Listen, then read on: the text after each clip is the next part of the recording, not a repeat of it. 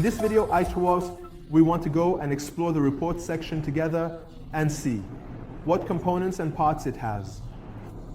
The report tab is placed next to the tools section, and when you click on it, 3 tabs open for you. The first section is the predefined reports, which have come by default and have created a series of reports for us by default so that we can use them. These are for campaigns, ad groups, ads is search keywords, and a series of reports based on time and conversion.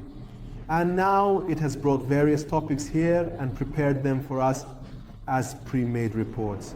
The first section we will look into, for example, is this predefined report for basic campaigns. When you click on it, a new page opens for you.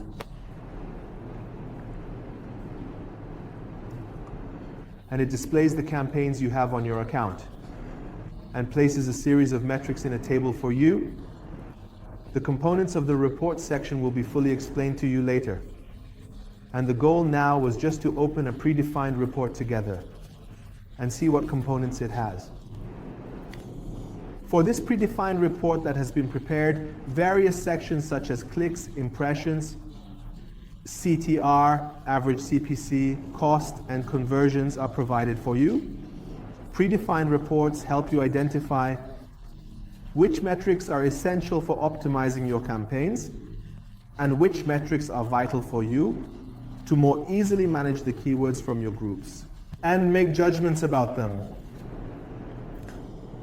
I go back to the main page, click on the report, and there is a section for reports that actually saves all the reports you create there. However, we also deal with the dashboard section. When we click on the dashboard,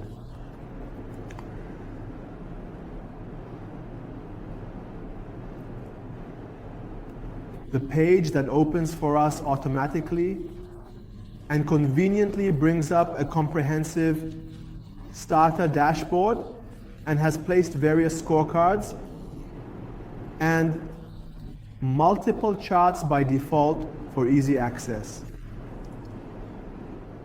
We click back because we want to create a dashboard together and see what components it has. So when you want to create a new dashboard, the page that opens for you allows you to set the name of the dashboard, the name of the report you are creating in the top left corner. I will name it class test and save it. You can also add a description for it. On the right side of the page, which is located in the main dashboard area, you can specify the time frame for which you want to generate the report. This report is crucial for analyzing trends and performance over a specific period. I will set it to the past 30 days, which is a common choice for many users who wish to review recent activities and data. The past 30 days, okay? Very good. Now in each of these grids, when you click on them, 3 sections will appear for you: Note, Report, and Scorecard. When you click on Note, it allows you to add a note if you are sending a report for your work and want to place a note under one of your charts. This note helps you explain the charts and graphs you have drawn and state what your purpose was for including this chart, what it is showing us, and what its goal is. After we have understood the notes, we now move on to the scorecards. Scorecards are essentially a type of report that provides us with the total values of a metric over our desired time period. For example, we have now selected the past 30 days and want to see at a glance how many clicks we received. The scorecard comes in and solves our issue by telling us how many clicks we had in the past 30 days, displaying it as a single number. When you click on the scorecard right at the beginning, you can assign a name to your set of scorecards. I will name this 1 Google Ads. metrics. For me, in analyzing and evaluating the performance of the campaign as well, there are 5 to 6 metrics that are very important both for myself and for when I want to report to the employer. We will review each of these metrics one by one. The first metric I consider is clicks, followed by impressions. CTR, or click-through rate, is the ratio of clicks to impressions. Average CPC, or the average cost you pay for each click, is the amount you have spent. Cost is the expense incurred during this period. Finally, search impression share is the volume of search you have received. Let's have a very brief overview of search impression share together. Search impression share is actually the number of our impressions over eligible impressions. This means the number of times our ad has been displayed over the total space we were able to generate through the number of our keywords and match types. Essentially, the ratio of the number of times our ad is displayed to that space is called search impression share. Well, now that we've selected our metric, the next section that comes up says you can apply filters to these metrics that you're defining as a scorecard. For example, I can say to only display these metrics for search type campaigns, and when I apply it, it will show me the data for the search campaigns. Or for example, if you only have one search campaign on your account and you have different ad groups, you can specify that. These scorecards you're interested in should only be displayed for one ad group. I will remove this filter. The next section is conditional formatting. In fact, you can set this condition on the metrics you initially specified, telling it, for example, if my number of clicks is more than, say, 1,000 during this period, turn its color green. You can set several conditional formatting rules, or if you prefer, you can just set one or none at all after this. After you have defined the condition, 3 options will appear for you where you can check 3 boxes. One is the sparkline chart, which when you check it, places a very small chart below your scorecard showing the trend of that metric. This allows you to quickly understand at a glance where you had a decline or rise within the past 30-day period. The second option is change, and the third option is absolute change. These are for when you want to evaluate the performance of your campaign and account compared to the previous period and present it to yourself or your client. You check these 2 boxes, and when you click on compare, it will compare that metric with the previous period for you. I have finished my work with the scorecard. I chose a name, specified my metrics, and explained the filters. I talked about conditional formatting, and now I will move on to how to add this. When you click add, it actually shows you a scorecard for the date you specified, which you had in mind. The sparkline tick that appears actually displays a series of charts under your scorecards. When you display it, now when it shows us the same scorecard, we come here and click on the compare tick. What happens is that when you apply it, it compares your metrics to the previous period. And here, under each metric, it shows you the growth percentage.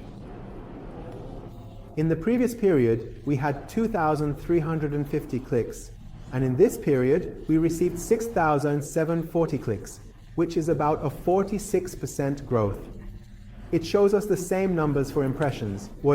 Now, when we have specified our scorecard, we can go and create other reports in the rest of these squares. We click on the report, and here it brings up the predefined reports for us, which we don't need to deal with. We click on New Report and go to the reports section from the top left, here. You can specify the name of your chart. The first chart I want to create is to see how my clicks are distributed by day, so I will name my chart accordingly. I click on Apply. After choosing its name, in this section on the left, it displays your chart in the middle. Here, it shows you the duration of your report, which, since you are at the dashboard level. At the dashboard level, if you are on the past 30 days date, it practically tells you that you don't have the option to view the chart for another time here. This is the filter section, which we will see together later. In this section, it also displays the table for us, repeatedly showing us the time series, charts, scatter plots, and on the right side, it lists the metrics and dimensions that are defined in the panel and that we can use. Well, to avoid getting confused among all these metrics and dimensions, I can come and use these 3 dots that are provided here for me. I can say, just show me the metrics, or just show me the dimensions.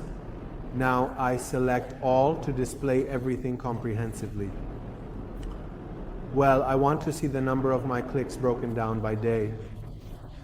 I can achieve this using 2 charts, one of which is, the first chart is is a simple column chart. I selected this chart, we come here and search for click. When it brings up click for me, when you hold your mouse over it, it automatically indicates that this click, which is recognized as a metric, should be placed in this value section.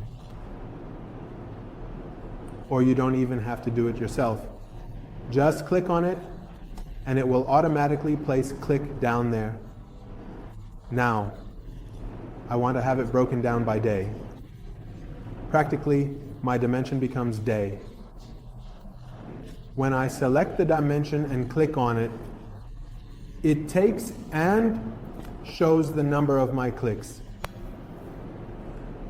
It displays by day, but it's not sorted. I see that the dates are not in order from July 14th to August 12th. That's why I click on this dimension and on this tab that it has, and I sort it from least to greatest. It then shows the chart exactly from July 14th to August 12th. The reason this has been affected is due to the fact that I went to the specific dashboard section and checked the particular compare box. In order to remove this effect, I effectively uncheck the compare box, click apply, okay, select my chart. And now I see precisely and exactly from the range of July 14th to August 9th. This data is displayed, and it also has some limitations. It cannot display data beyond a certain number of columns, and practically some of your days are missed. Now, it is exactly telling you that you had specified for me to display the past 30 days, but I'm only showing you 27 days. Due to the chart size, I say, okay, no problem. If I want to see this chart in a more professional way and be able to have my click counts based on 2 dimensions, I need to come and change my chart.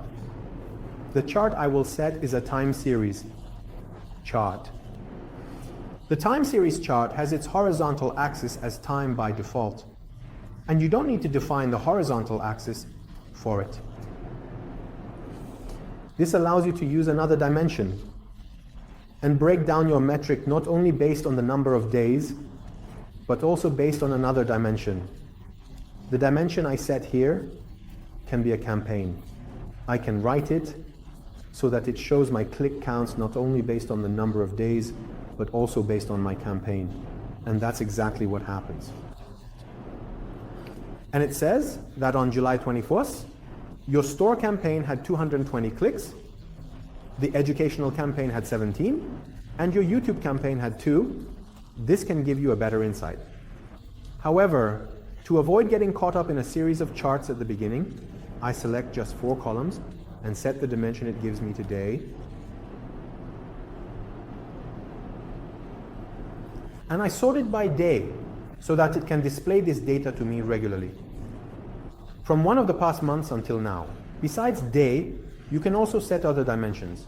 For example, you might say that you want to see the number of clicks broken down by campaign to see how many clicks each campaign had in the past 30 days.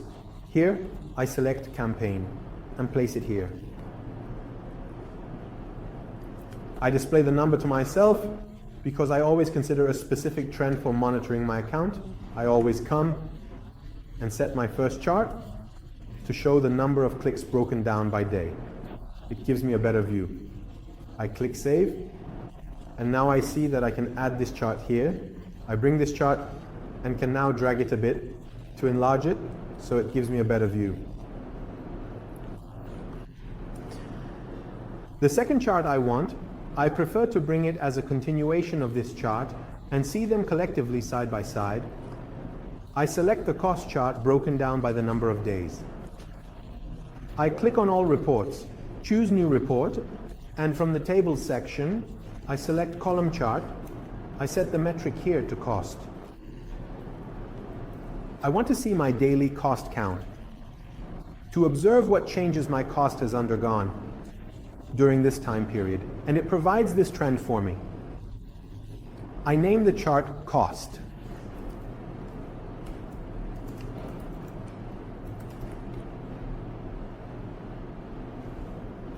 It is giving me this alert here saying, look, I am displaying your 24-day data instead of your 30-day data. Like the previous chart, we can also have this cost separated by campaign. When does it help me? When you have a large number of campaigns on your account and you want to see how your daily cost is changing by campaign. If one day your cost increases by $500, you can precisely understand which campaign's trend you are observing and identify which campaign's cost has gradually increased. If we want to look at this together, here I am setting my chart type to time series. I mentioned time series, friends, before moving on to the next chart. It takes time, and I say, for example, give me the cost breakdown by ad group. As you can see, it's clear. Now I don't know. I adjust it a bit. And for instance, when you set your mouse over a specific date, like July 31st, it tells you which of your campaigns have incurred how much cost. Now you might say that this chart is unclear, it's unreadable. You can adjust this. You can adjust this and place the campaign. Now it is showing your expenses broken down by campaign and by day.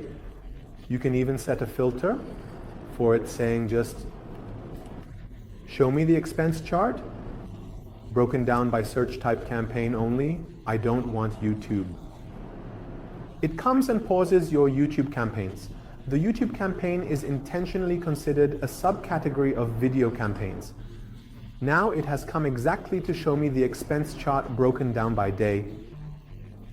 And search campaigns. Now, for example, you say that you want to set a filter on the custom to show me those campaigns whose costs have been, for instance, more than 500.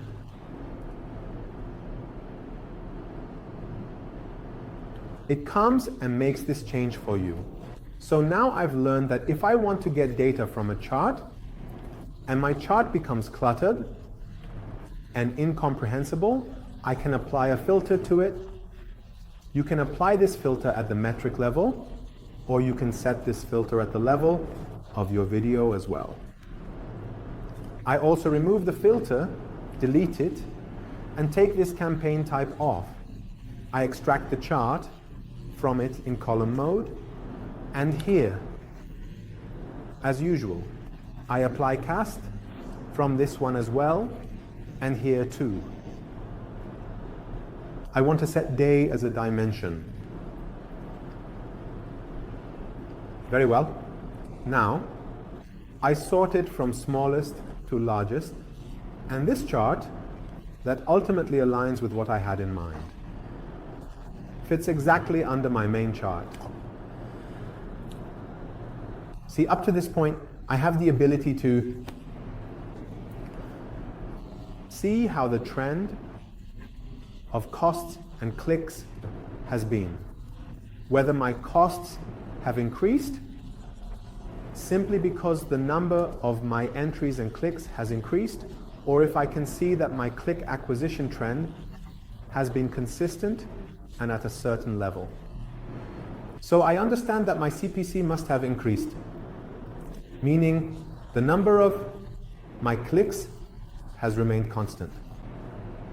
So logically, my costs should remain the same, but I might see that my costs have increased.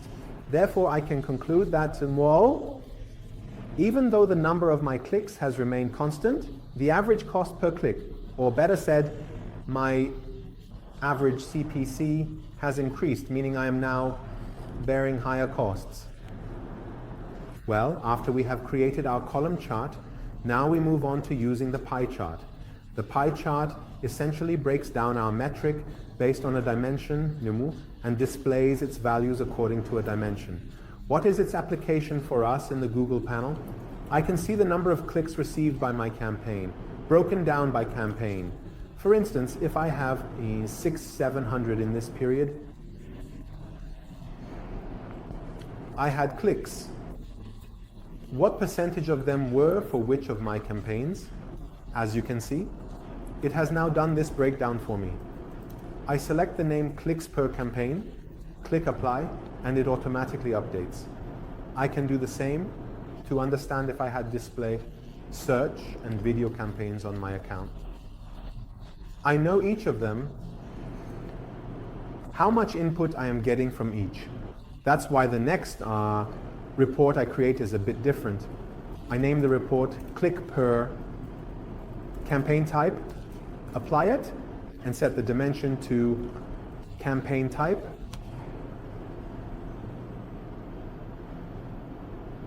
I set the table type to pie chart and place it here. Click. Well, in this period, approximately 99% of the input I received was from the search campaign. I just wanted you to know that you can also have this filter, or simply by separating the ad groups we have.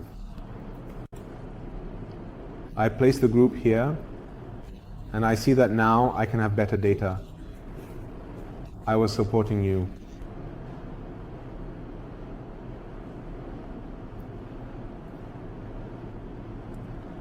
So far, we have placed 2 demo pie charts that can help us with their data. It can tell you how many clicks each of your ad groups brought you in this time frame. I will also change the name of this chart to clicks per ad group and click apply, then save, and it takes a little while to load. Well, another chart that can help us alongside the number of clicks and costs is the search volume chart, search impression share, the display rate in the top 4 positions, or top impression and absolute top impression. Now, the top impression and absolute top impression aren't that significant for us, but the search impression share chart can be helpful. I click on the report, search, impression, share. I say, search impression share. First I select the type of chart. I choose the time series for search impression share, and here I can, because I know in this account I have a lot of ad groups here.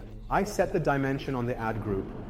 Right now, this chart might not have that much valid data for me, so I apply a filter.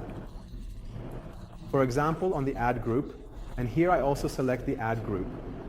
I say, for instance, I only want to have the data of 2 of my ad groups apart. I click apply. And now the analysis has become much easier for me. The analysis on this impression has become much easier for me. I'm even exporting this. But I need to be aware that the chart I placed here has a filter applied. Here, you might ask how this helps. See, when you have several vital and important metrics. When you place your campaigns side by side, it gives you a better perspective than when you only want to display a single metric. For example, if I want to give an example, you have a large number of exact and phrase keywords where this ratio is more for exact. And as a result, you have a very high search volume. You've captured a very high search volume. But your number of impressions and clicks is low. So, after you solve this problem, you come and increase the amount and number of your phrase and broad keywords. When you increase the number of your phrase and broad keywords, you are effectively enlarging your eligible impressions. And when you are increasing the denominator of the fraction, your impression share will practically face a drop until your keywords start getting impressions. If you only want to analyze your search impression share during this period, you will certainly conclude that the account has declined and my search volume has dropped. But when you place this impression share chart next to your number of clicks, you see that the number of clicks and impressions has increased. So practically, your campaign status isn't bad. To get more entries, more impressions, and more clicks, you had to increase the number of your phrase and broad keywords. And this causes your eligible to grow larger. When your eligible grows larger, practically your impression share will face a drop until your new keywords start getting impressions.